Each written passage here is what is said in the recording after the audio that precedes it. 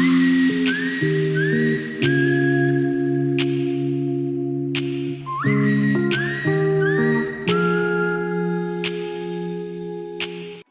my name is Megan and welcome back to my channel, Adventures with Megan. Today, this is going to be the last series in my Peru series on YouTube, and what I'm going to be doing is reviewing the Peru Hop bus service. So, it is currently January. Still, I don't know how it's still January 2025, and I went to Peru last in June and July 2024, and when I was traveling around Peru I used the bus company Peru Hop, so that is what I'm going to be talking about today.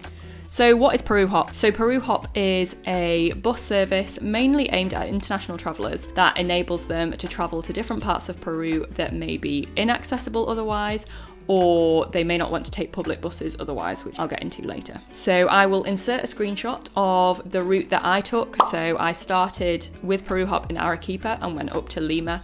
So that is just to give some context to the video. And I travelled in July 2024, so it was in Peruvian winter and their dry season. A bit of background about Peru Hop: it is a company that was launched in 2013 by 4 guys who were English, Irish and a Peruvian, and it was based on the guys' travels around Peru. They went to like the top tourist spots, but I think it was one of the Irish guys got into a relationship with a Peruvian lass, and she took him to the less touristy places, which meant that he was able to experience Peruvian culture, and he was like, it would be really good if other tourists were able to experience this culture. So that is why they made the Peru Hop company. So as I mentioned, my route went from Arequipa to Lima, but there are many different routes throughout Peru. I will link the website for Peru Hop in the description box, but just scrolling through the webpage now, there's lots of different routes that you can take, and you can do it in any direction as well. On the buses as well, everyone travels with them, so anyone of all ages. I would compare this to the Greyhound bus that I took in Australia. Is more geared, well, there's more younger travellers on the Greyhound buses in Australia, but then the backpacking scene in Australia is a younger scene than the backpacking scene in South America. The average age for someone on the Peru Hop buses is 31. So one of the things that the guys who set up Peru Hop wanted to do was to make sure that the buses, and especially the overnight buses in Peru, were safe. There have been times where buses have come off the road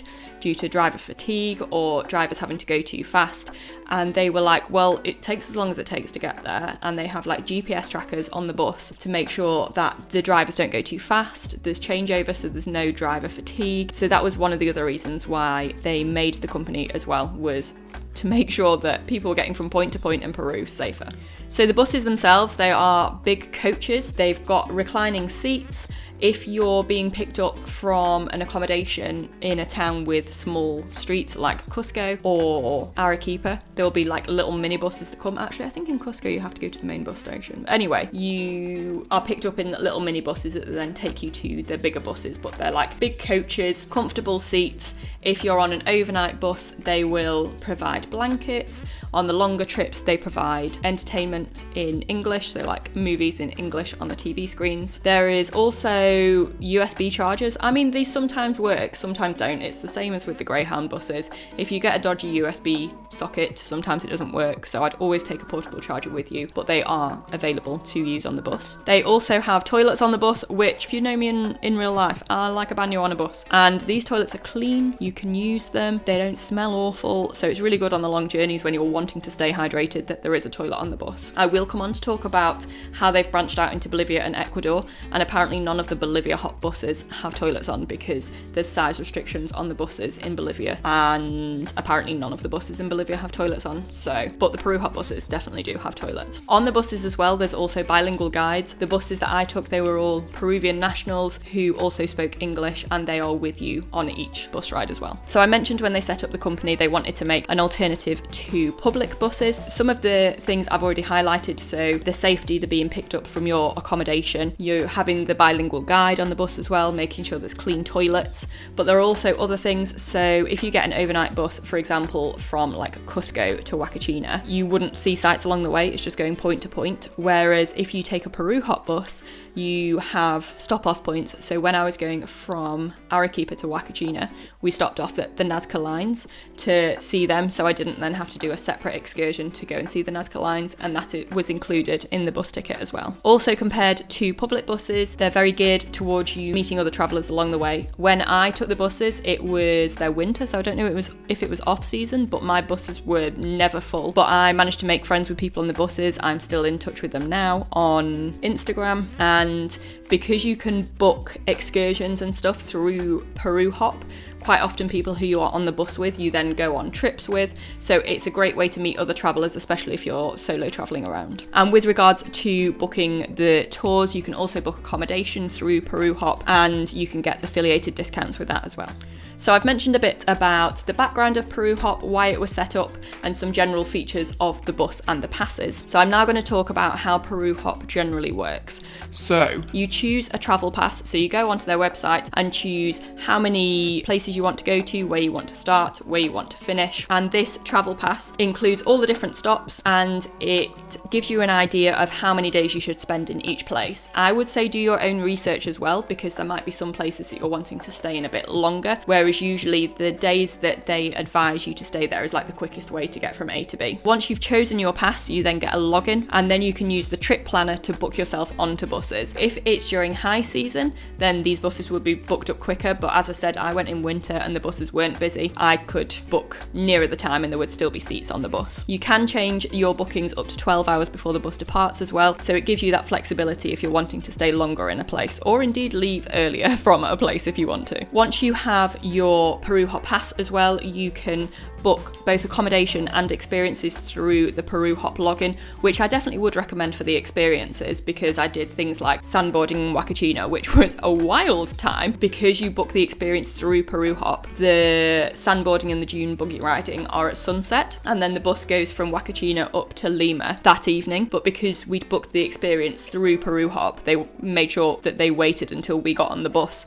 before it departed, because they knew that we were doing an experience booked through them. Accommodation wise, I would advise to look at your own accommodation options. I mean, use Booking, use Hostel World, whatever you normally use, because I've got level 3 Genius on Booking, and it was cheaper for me to book through my Booking account than it was to book through Peru Hop. So I also mentioned that there is Bolivia Hop and Ecuador Hop as well, and this is just a similar idea. So it's a hop on hop off bus service. You buy the passes in advance, and then you can go to your login and decide which bus you want to take and when. When you book onto your bus, they will ask you which accommodation you're staying at as well, which means that they can come and pick you up if possible with the small streets in Peru, so that you're not having to always meet at a central bus station, which, I mean, they can be ropey.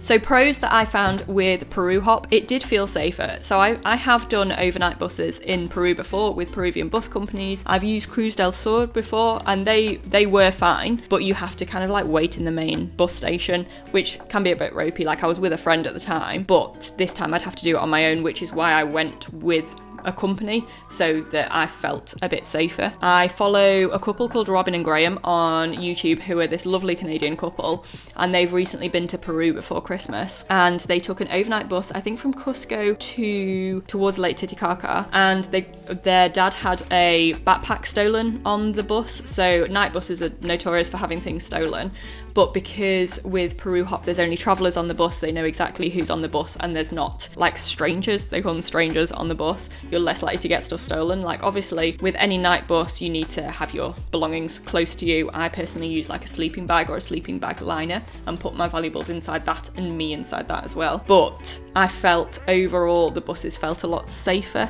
with Peru Hop, and I would feel confident in taking overnight buses more so than on local buses. Also, another example, one of my friends, Charlotte, who I met in a hostel in Vancouver, and then I met up with her in Cusco when she was in Peru. She used Peru Hop and was going towards Bolivia, and there were some sort of military thing, marches, strikes, I'm not sure, but they were heading from Cusco to La Paz in Bolivia, and Peru Hop said it's not safe enough for you to go to Bolivia now, so they literally turned the bus around and they went back into Peru. But through all that, Peru Hop were really good at communicating with them and helping them to sort their problems out, whereas if you'd gone on a public bus, you'd kind of be like, well, you need to get off the bus here, it's not safe to go to Bolivia, and then you're like, what do I do here? So having that backup is really helpful as a traveller, especially if you're a solo traveller. I would also say they have excellent communication. So I initially booked on to start my Peru Hop journey in Cusco and get the overnight bus from Cusco to Arequipa. However, I'd heard feedback from my friends who'd done that journey that it was like stiflingly hot on the bus, and I don't really like an overnight bus anyway. And then I found out the flight from Cusco to Arequipa was like an hour and a half and like £30. I was like, well, I'm gonna do that instead. So I managed to change my pass to start in Arequipa instead of starting Cusco. And the communication with the Peru Hop guys through WhatsApp and through the app were really, really good. And I was able to be refunded the money from the pass back into my account so I could then use it on experiences with them. It was really helpful for booking onto tours. So I mentioned the experiences. You just book through your Peru Hop account, and I found it really easy. And as I mentioned, I met other people on this as well, and you meet the same people if you're going in the same direction, and it's really nice to do that. And also in Huacachina, we went on a pisco sour tasting tour, and there were people traveling from Lima down, and we were obviously going Arequipa up, and we were on the same tour, which meant that we could like share tips and things from experiences we'd had going in the opposite direction. Overall, I found the buses really comfy, so I did one 15-hour bus from Arequipa to Huacachina, and we got like one of the overnight buses, so there were like big seats reclining, whereas when my friend did that bus, they didn't have as comfy seats. So I would say the overnight buses are comfy, and if you get an overnight bus for a shorter journey, that's also good, but all the buses that I took were really, really comfy. Cons of Peru Hop: because you've got the extra safety, the drivers aren't driving for as long without being fatigued, they're, GPS tracked. It is more expensive than taking public buses. So if you took public buses from, for example, Cusco to Arequipa, then Arequipa to Ica to go into Huacachina,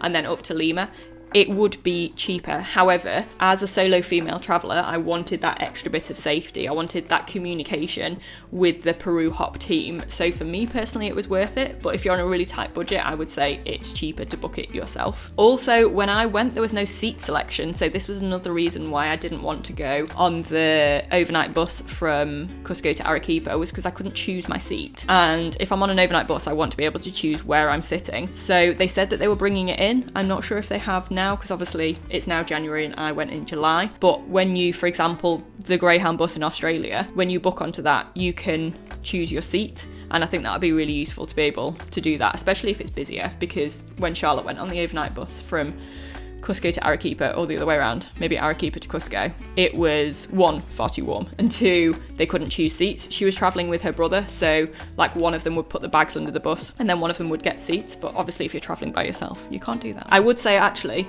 that travelling north was less busy than the buses travelling south, because most people when they land in Peru would land in Lima, so they would start in Lima and go down, whereas I was starting in Cusco and going up, so the buses did seem less busy when we were heading north. So overall, would I do it again? I would definitely use the company again. I would love to go to Ecuador in the future. I have already been to Bolivia before, and I feel I've seen everything I want to in Bolivia, so I wouldn't look into using Bolivia Hop. But I really would like to go to Ecuador, and I've been looking at their passes on the website and looking at how I could do Ecuador Hop with them. Anything that I would change from my experience? I mentioned this in the end of the Paracas vlog. So my route was Arequipa to Huacachina, which was a 15-hour bus through the day that left Arequipa at like 5 a.m. It was a long old day. And then Huacachina to Paracas, and then Paracas to Lima. Personally, I think as I said, I went in winter, I went in off season to Paracas. It felt like a building site. It was good to do the sunset trek, the shadows trek. It was good to see the Islas Ballestas. But if I could have my time again, I would fly from Arequipa to Lima, use Peru Hop to go down to Huacachina, because I just thought the experience in Huacachina and being in the desert and the oasis was really cool. But I would probably forego the 15-hour bus and fly from Arequipa up to Lima, do the Peru Hop experience down to Huacachina and back up to Lima, and then use my spare time that I had not going to Paracas and not spending 15 hours on a day on the bus, going to Huaraz in like northeast Peru that has a beautiful Laguna 69. So that's what I'd personally do, but I mean, you don't know these things, do you? And Paracas looked really cool on like YouTube videos I'd watched, but I think it was the time of year and I was just unlucky with that. So that's my personal opinion. So I hope this has helped if you're looking into using Peru Hop to get around Peru, or if you're using Bolivia Hop or Ecuador Hop. I haven't done either of those in those countries, but I presume it's the same as the Peru Hop. If you have any questions, leave them in the comments below. If you also have any experiences that are different from mine, or if you feel you have more up-to-date information, please leave that in the comments below, because that helps me and it helps others watching this video. I hope you've enjoyed the Peru series. I do plan to go back to Peru. I really do like it as a country. Thank you very much for watching, and I will see you in the next one.